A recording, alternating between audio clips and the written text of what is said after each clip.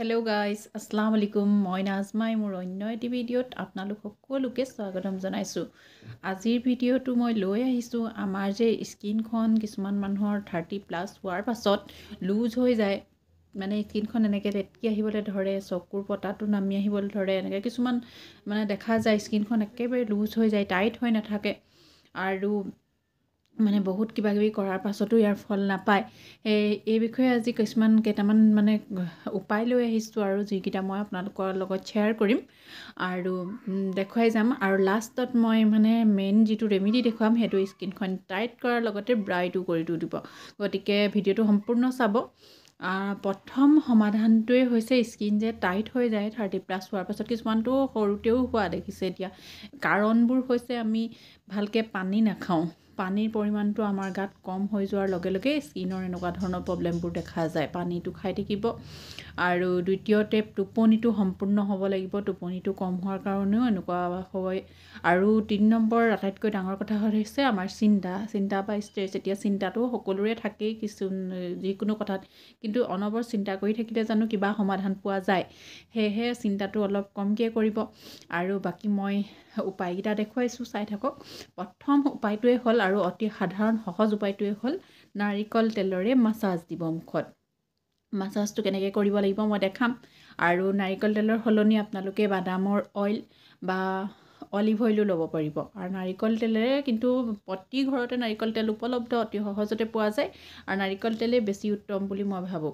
নাৰিকল তেলেৰে আপোনালোকে ৰাতি শুবৰ সময়ত সদায় ৰেগুলাৰ অকণমান মাছাজ কৰি 5 মিনিট, তাৰপিছত এৰি দিব, ৰাতিটো শুই থাকিব, ৰাতিপুৱা ৱাছ কৰি দিব। দেখিব লাহে লাহে মুখৰ স্কিনটো লাহে লাহে মানে আগতে যেনেকুৱা আছিলে তেনেকুৱা টাইট হ'বলৈ লাহে লাহে ধৰিব।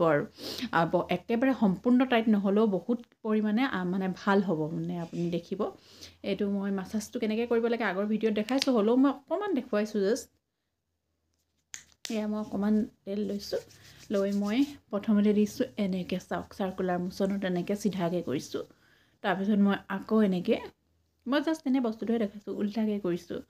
তাৰপিছত আকৌ এই জুই লাইনটোৰ পৰা এনেকৈ নিম আৰু এই হাত দুখন নোথোৱাকৈ মই আকৌ এনেকৈ গালত কৰিম। তাৰপিছত নাকলৈ নিওঁতে মই এনেকৈ নিম। তাৰপৰা আপাৰ লিপছ, লোৱাৰ লিপছ এনেকৈ একেলগে কৰিব। তাৰপিছত লাহেকৈ যাবগৈ ওপৰত এনেকৈ কৰিব। তাৰপৰা এই দুটা আঙুলিৰে এনেকৈ আইত দিব। এনেকৈ আপোনালোকে 5 মিনিটমান মাছাজ কৰিব। যিকেইটা ষ্টেপ দেখুৱালোঁ সেইকেইটা ষ্টেপকে 3-4 বাৰকৈ মানে কৰি আপোনালোকে কৰি দিব 5 মিনিটমান। তাৰপিছত আপোনালোকে এনেকৈ আৰু অকণমান তেল, চকুত ইমান বেছি নহয়, অকণমান তেল লাষ্টত লৈ এনেকৈ টেপ কৰি এনেকৈ মুখত এৰি দিব গোটেই ৰাতিটোৰ কাৰণে। আৰু এনেকৈ আপোনালোকে এমাহমান কৰক, স্কিনখন দেখিব মানে যিটো লুজনেছ আছে, যিটো লুজ হৈ আহিছে, তললৈ পৰি আহিছে, সেই বস্তুটো লাহে লাহে লাহে লাহে টাইট হ'বলৈ ধৰিব। আৰু যিহেতু মই আগৰ প্ৰায় ভিডিঅ'তে কওঁ যে ঘৰুৱা দিহা যিহেতু আপোনালোকে অকণমান সময় দিব লাগিব, কিন্তু ৰিজাল্ট দিবই। ইয়াৰ পাছত আৰু এটা কথা কওঁ, সেইটো হয়তো আপোনালোক অকণমান আনকমফৰ্টেবল হ'ব পাৰে, কিন্তু মই কৈছোঁ আৰু বস্তুটো হয় মানে ইউজ কৰিলে ফল পাব। আপোনালোকে আমি যে খাওঁ ডিমৰ হোৱাইট পাৰ্টটো, কুহুমটো নহয়, হোৱাইট পাৰ্টটো মুখত লগাব। মুখত লগাই থৈ দিব। থোৱাৰ পাছত যেতিয়া বস্তুটো শুকাব, লাহে লাহে লাহে লাহে অকণমান পানী দি পেলাই কোমল কৰি লাহেকৈ গুচাই দিব। কিন্তু সেইটো বস্তু চব মানুহে ভাল নাপায়, কাৰণ সেইটো অকণমান গোন্ধাই, যিহেতু আনকমফৰ্টেবল যেন লাগে, সেইটো কাৰণে হয়তো চবেই নকৰিবও পাৰে। কিন্তু জাষ্ট সেইটো কৰিলেও ভাল পোৱা যায়, মানে ভাল পৰিণাম। আৰু এটা লাষ্ট বেষ্ট ৰেমেডি মই দেখুৱাব বিচাৰিছোঁ, যিটোৰ জৰিয়তে আপোনালোকৰ স্কিনখন টাইট হোৱাৰ লগতে ব্ৰাইটো হ'ব। সেইটো কাৰণে মই আগে অকণমান মোৰ মুখখন তেলখিনি গুচাই লৈছোঁ।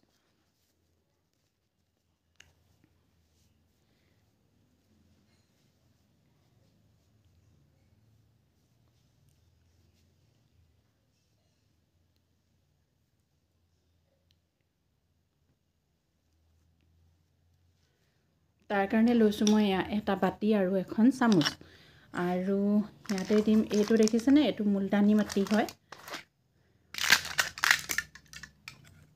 ইয়াৰে দিম মই এনেই জাষ্ট দেখুৱাইছোঁৱে। মই এই আধা চামুচ ইয়াৰ দিছোঁ। মই অকণমান লগাই দেখুৱাম এতিয়া মুখত, মানে বহুত বেছিকৈ নবনাওঁ। এইটো চন্দন পাউডাৰ ইয়াৰো সিমান পৰিমাণৰে অলপ দিম সৰি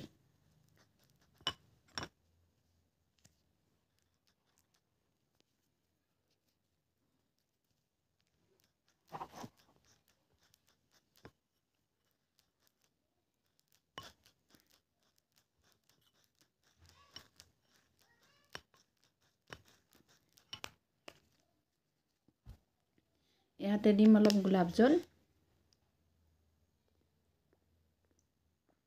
আৰু এই তিনিটা বস্তুৰ ওপৰত মই এটা লাষ্ট বেষ্ট ইনগ্ৰেডিয়েণ্টছ দিম যিটো আপোনালোকেতো মুলতানী মাটিৰ কথা সবেই জানে মুলতানী মাটিয়ে যে আমাৰ মুখখনৰ কাৰণে কিমান ভাল মুখখন চাফা কৰে ৰং ব্ৰাইট কৰে গোলাপ জলৰ কথাও জানে আৰু চন্দন পাউডাৰে আমাৰ যে মানে স্কিনৰ কালাৰ ফেয়াৰ কৰে সেইটো গম পায় আৰু স্কিনখন তাৰ লগতে এনেকুৱা এটা বস্তু দিম যিটোৱে নেকি স্কিনখন টাইট কৰাৰ লগতে ব্ৰাইটো কৰিব তাৰমানে আৰু চন্দন পাউডাৰ মুলতানী মাটি আৰু ৰ'জ ৱাটাৰ একেলগে লগালে আমাৰ স্কিনখন টাইট হয় আৰু চন্দন পাউডাৰটো স্কিন ব্ৰাইট কৰে লগতে আৰু এটা বস্তু দিম যিটো বস্তু আমাৰ স্কিনখন ব্ৰাইটো কৰিব টাইটো কৰিব আৰু মুখত থকা ক'লা দাগ চাগ যদি আছে সেয়াও দূৰ কৰিব এই ৰেমেডিটো অলপ দিন ইউজ কৰাৰ পাছতে আপোনালোকে ইয়াৰ বহুত ভাল ৰিজাল্ট পাব আৰু সেই বস্তুটো হৈছে এডোখৰ ফিটকিৰি যাৰ ফিটকিৰি মই পাউডাৰ বনাই থৈছিলোঁ এয়া তাৰে মই আধা চামুচ পাউডাৰ দিম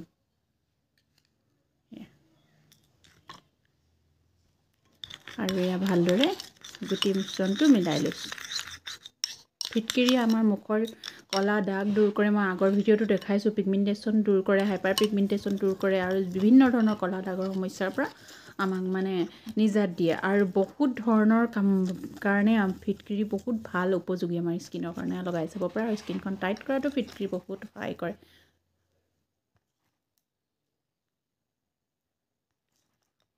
পেকটো অলপ পাতল হ'ল যেন লাগিছে সেইটো কাৰণে মই মুলতানী মাটি আৰু অকণমান দিম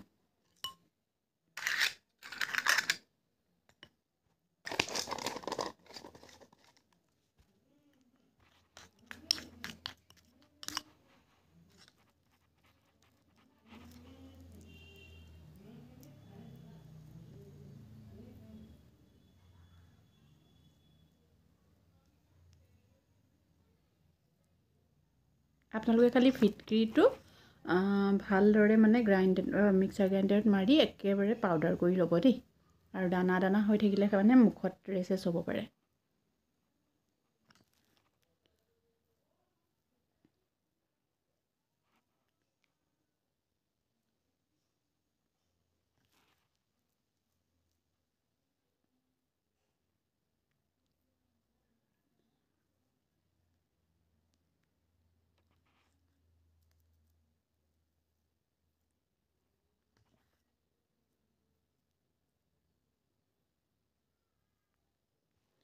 মই পেকটো লগাই ল'লোঁ আৰু এনেদৰে মই 15 মিনিটমান ৰাখিম তাৰপিছত মই আপোনালোকক ধুই পেলাই দেখুৱাই আছোঁ গাইজ পূৰা 15 মিনিটমান প্ৰায় ৰখাৰ পাছত মোৰ মুখখন খুব টানিবলৈ ধৰিলে মানে পেকটো মুখত শুকাবলৈ ধৰিলে তেতিয়া মই মুখখন ধুই আহিলোঁ এতিয়া মই যিহেতু পেকটো আঁতৰালোঁ অকণমান টাইট লাগি আছে ন মুখখন সেইকাৰণে মই অকণমান মইশ্চাৰাইজাৰ লগাই দিবলৈ লৈছোঁ মই লগাইছোঁ এইটো হানি এণ্ড এলমণ্ড আপোনালোকে যি লগাই তাকে লগাব